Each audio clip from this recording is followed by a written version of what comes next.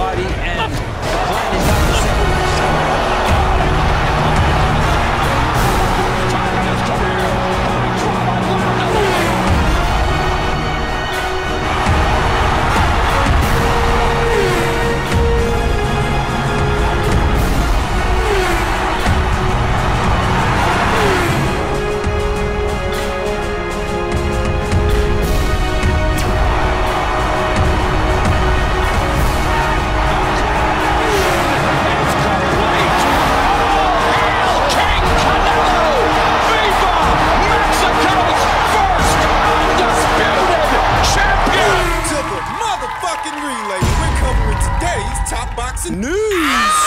Okay, we'll start with this. It's official. Eddie Hearn took to his own social media and stated, pleased to win the purse bid for the big all-Australian world title clash between Ebony Bridges and Shannon O'Connell. Date and venue to be announced soon. You have to wonder, where does Eddie Hearn and the people at Matchroom, where do they mean to stage this fight? Ideally, it would go down in the land down under, since it does involve two homegrown talents, two homegrown fighters, but Ebony Bridges has amassed a sizable following in the United Kingdom. She has, but this would be an opportunity for Matchroom to stage a second show in Australia. They've already got the Jock Barvis versus Liam Battle card set to go down on the 15th. That's the same day as Haney versus Kambosos and the same day as Wilder versus Oleinis. Busy day. Ebony Bridges herself reacted to the news by saying she's going to have to try to explain to everyone how she lost to a lingerie model. That's what Shotgun Shannon likes to say about Ebony. Ebony Bridges, who sports professional record of 8 wins, 1 loss with no draws, 3 knockouts, having never been stopped. Somewhat more inexperienced than Shannon O'Connell. I think that goes without saying. Shannon is the veteran here. Some people are looking at this fight as a proving ground for Ebony. I see what people are saying. I hear the talk,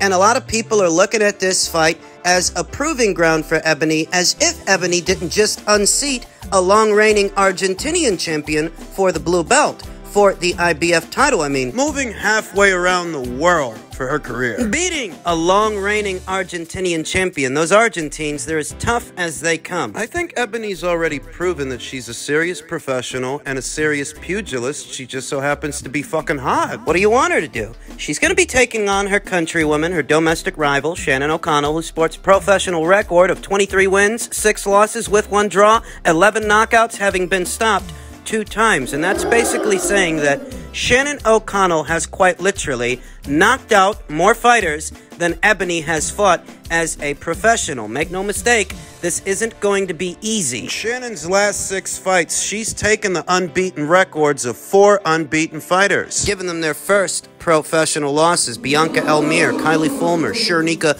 Johnson, Taylor Robertson. I think the difference between Ebony and those fighters is those fighters can't punch how Ebony can punch. Ebony does have power. She's an action fighter, and her sweet spot is mid-range to inside. Her best punches are her bent arm punches, her hooks, her uppercuts, her looping rights. They're both action fighters, Shannon and Ebony. They've got more in common than you think. They're both homegrown Australian pugilists. Both are pretty fucking tough, and they're both action fighters. They're both pressure fighters. They're both blonde, too. Use a lot of swear words. They both swear like sailors. Ebony Bridges is a very spry 35 years old to Shannon O'Connell, who's a very vibrant 39. And he's about 4 years younger than Shannon. I wondered how all of this was going to break down, waiting for word on who won the purse bid and who would promote the show. It's very encouraging that now Ebony Bridges has home field advantage, so to speak. She's not the away fighter. Shannon is. So in the event of close rounds, where it's tight and it's hard to separate them, perhaps Ebony Bridges will have that peace of mind that she's not the away fighter. She might get consideration from the judges. She just might. I wondered if the people at No Limit meant to stage this fight as a main event. Did they want Ebony and Shannon to headline a show? Because if they did, they might be willing to put up more money for the show than Matchroom. Matchroom might want to stick it on an undercard. I wondered who was going to win this purse bid. And now we have our answer. Matchroom has shown their commitment to the Blonde Bomber. They're not just going to let her end up on somebody else's show to be content for someone else. It's a real rivalry we've got on our hands. Real bad blood between these two. For a perspective, Shannon O'Connell and Ebony Bridges are the #1 and #2 bantamweights in all of Australia. It's that tight. In the world, they're both rated in the top 10 of the bantamweight division, but in Australia, it's actually much closer. Shannon's #1 and Ebony is #2. The winner of the fight will be the queen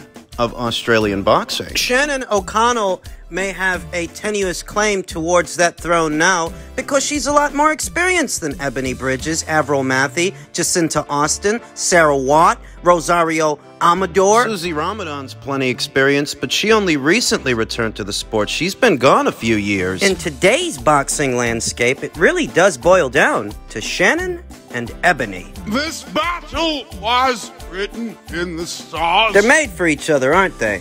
Ebony and Shannon. It's only right that it happened this way. It's only right that it come down to those two. It's only right that it come down to them. Comes down to them. And I won't lie to you, I like both fighters, and I love this fight. This promises to be an all-action shootout for however long it lasts, though given the characteristics of the fighters, it might not last all that long. We'll get into a fight date. Talk more about the fight as soon as there is one. In men's super middleweight news, per a tweet from International Boxing News, rumored announcement, Demetrius Andrade and Zach Parker are closing in on a deal to face each other on November 5th at the Motor Point Arena in Nottingham. As previously reported, Liam Davies will face Unut Baluta in the co-main event for the EBU title. I was wondering what was going on with this thing because we know the WBO themselves reordered this fight, having already ordered it many weeks ago. But Demetrius, he suffered an injury. They went into negotiations and they made the fight, but Demetrius reportedly suffered an injury. You know, a little bit of time passed, and the WBO decided to hold his feet to the fire when it came to his middleweight title, the WBO title he held at 160 pounds, because he has a mandatory outstanding. He had Yanni Bekalim Kanuli waiting there. Demetrius had to make a decision. It's either he was going to defend the title against Yanni Beck or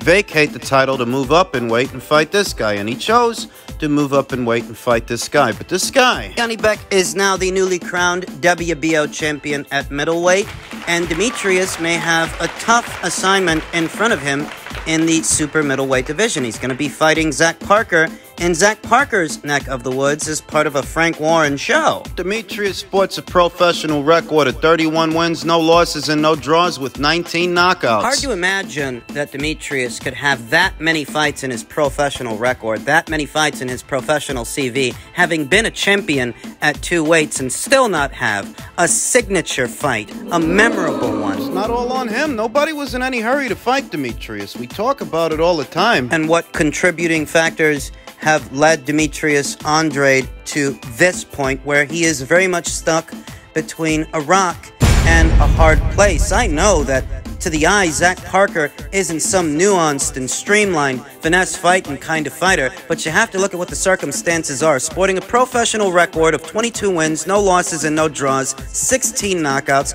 a guy who campaigns at a naturally bigger weight than Demetrius. Somewhat bigger, definitely younger. This guy's a very aggressive guy. Very aggressive customer, and he's a body puncher. The body punching is particularly concerning when it comes to Demetrius Andrade because Demetrius is normally a mobile target, a moving target, and one way you can get a guy to stop moving and slow him down is to go to the body. Go to the body. That's what Zach Parker does. He's a body puncher, and a strong one. An unbeaten one with home field advantage. Now, both boys last saw action in November of last year. Zach Parker's last fight was in November of last year, and so was Demetrius. So in that way, they're on even terrain. They both have the same amount of ring rust and cobwebs to shake off, it being that their fight is supposed to go down in November of this year. Them not having seen action since November of last year, it could very well be a year's time between fights for the both of them. Zach Parker has won 5 of his last 6 fights by way of knockout or technical knockout. You heard that right, by way of knockout or technical knockout. Whereas Demetrius, he was never known as a knockout puncher, knockout merchant, not as a junior middleweight, and not as a middleweight. I He mean, might have won his last fight by way of technical knockout in the second round, but Demetrius Andrade, for the most part, is known as a cerebral fighter. not a knockout merchant, though he would need a knockout to secure the W in this situation, I think, because he's the away fighter. He's the away fighter in more ways than one. Zach Parker is one of Frank Warren's boys, so he doesn't just have home field advantage, he's the house fighter. If it goes to the cards, can Demetrius get a fair shake? That's what you have to ask yourself. Against a characteristically more prolific puncher than he is. Demetrius, for the most part, is an outside jabber, a stick-and-move guy. Only throws 1 or 2 shots at a time. He's really not a combination puncher, whereas Zach Parker, he is a bit busier, and it's noticeable. If Demetrius doesn't stand his ground and fight this guy off, he might be under grave threat of being outworked. On foreign soil, when the other guy has home field advantage and he's the away fighter, He's also fighting at a new weight, which I think is a wild card. I think it is, because while not having to cut that extra 8 pounds to make middleweight, now that you're campaigning as a super middleweight, while that might make for an easier camp, that doesn't always make for a better fighter. Fighting with that added weight that you're not used to carrying. Sometimes it affects your timing, sometimes it slows you down, sometimes it does both. Bear in mind, we are talking about a 34-year-old fighter that the night of the fight will not have fought in a year's time. And I understand that Zach won't have fought in a year's time as well. But Zach's not a guy who relies on his timing so much as his physicality, his volume.